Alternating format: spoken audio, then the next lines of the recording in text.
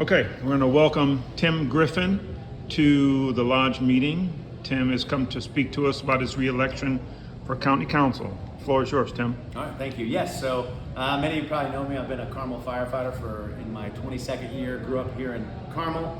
I'm on ladder 41, and then also one of the 3 public information officers for the fire department. But yes, my re-election starts this year.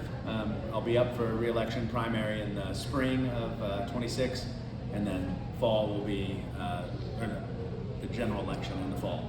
So yes, I'm coming. I'd love to have the FOP's endorsement. 44, so the Carmel Professional Firefighters. Just last week I met with them at their meeting, and they gave me their endorsement. But it'd be really important and vital to have both sectors of public safety for me. Would love to have the FOP. One of the things for me, I work in the county a lot with our sheriff's department, and it's been a good year for us. We worked really hard last year on their pay matrix, which got passed just a little bit before ours did, very similar pay matrix. And that was one of the things that I tried to do. We were working with our union at the fire department, and also with Blake and your FOP on what we were doing at the county and what they were looking to do. And so that's something where I was proud that we were able to kind of all work together, and I think that helped not only our county law enforcement, but it also helped us here, public safety. Another thing was a big thing that I ran on was the Public Safety Training Center, and that took a lot of work. It was something they voted down 10 years ago. I ran on it, and the good thing is, I was kind of talking about the story before the recording started. My opponent last time, John Asatero, former city councilor, obviously not a friend of public safety, not a friend of many of us here. He would rip on me in the paper when we were running. He said, well, Tim's just going to be a yes vote for public safety. And my response was, yeah, he is correct.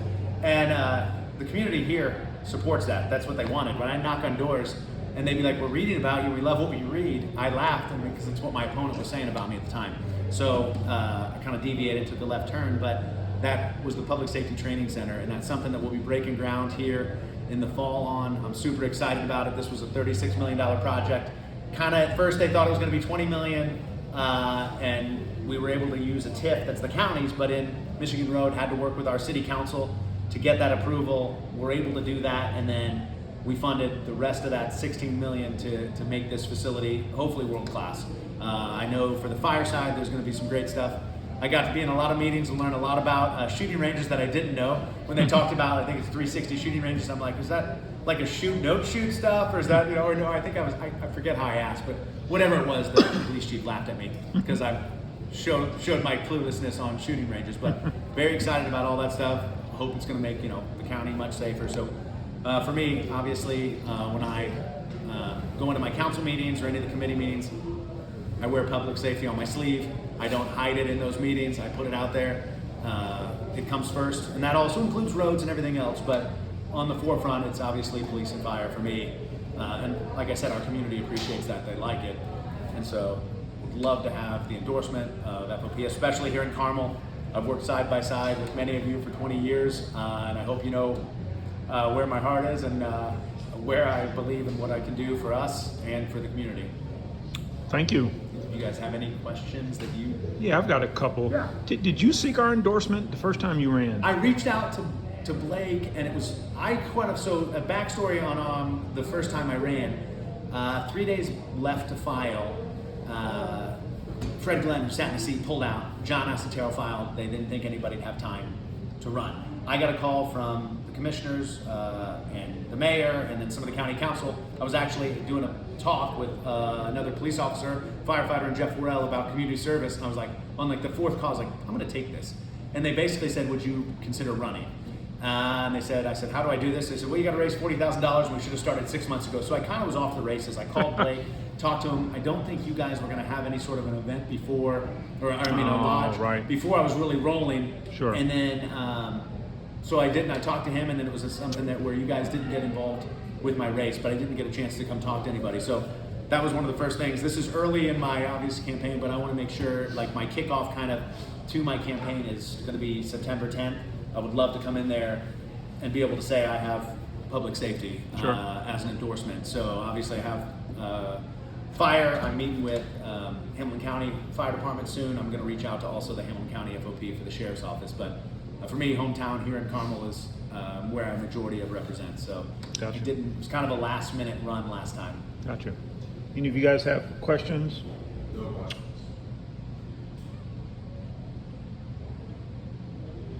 In your time on the council, has there been a pushback against public safety related things, or are they more amenable?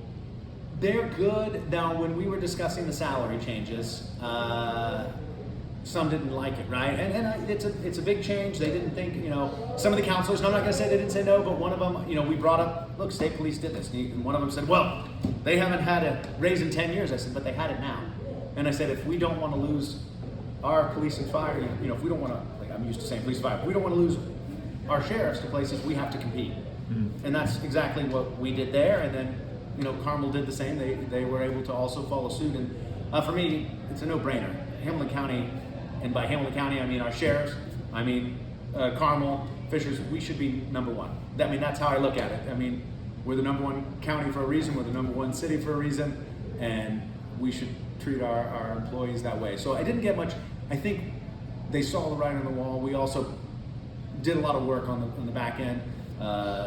The Sheriff's Department did a great job in their presentations, and then, like I said, some of the counselors, myself, kind of trying to help lead that charge. One of the other, honestly, great moments for us is when we were working on the Public Safety Training Center, we had to come to the City Council meeting to ask. Several officers that night were getting sworn in. The same night that we went and talked about it, they had 7 officers, I believe, and 5 was from somewhere else. Yeah. And I leaned over to one of the counselors. It wasn't a for sure yes on our raises, and I said, and I think even maybe your police chief that night said, we love this. We love to get people from somewhere else because they have training, they have, and I said, do you see? I said, we have to compete. And it was a bit of a light bulb moment, but it's one of those great moments where not a lot of us in my role come from public safety. And I sit on our personnel committee meeting for a reason, and because I am an employee of the city. When I met with all the directors, I went around after we were elected, I met with each of the directors from departments and county, and I said to them, I'm not an expert in what you do. You're the expert in your job. I think sometimes counselors think they're all the experts in our jobs. And I said, I'm not an expert in any one of your jobs. My job is to take what you give us at budget hearings, tell me your needs. And my job is to be responsible with the tax dollars and try to give you as much as I possibly can while being responsible. I said, I'm not always going to be able to say yes to everything. I said, but you're always going to get a friendly face when you ask. I'm not going to be mad at somebody that's trying to make their department the best. I understand. I was on our executive board for the local for 12 years. So I sat in meetings with the mayors, with the city council, saying the things that we needed.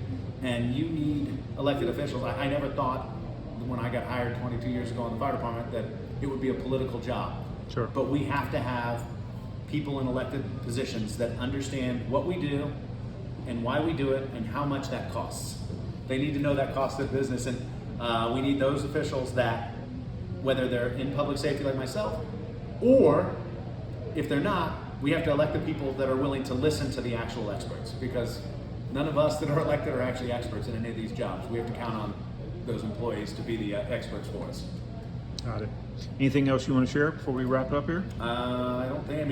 Again, I would love to have your endorsement. I'd love if it's any way when I kick off September 10th to be able to say, like, I've got Carmel Fire, I've got Carmel Police. That would mean a ton to me, and I would appreciate it. If anybody, my cell phone number can go on this. Sure. If any of your officers want to call me personally and ask, I'm an open book.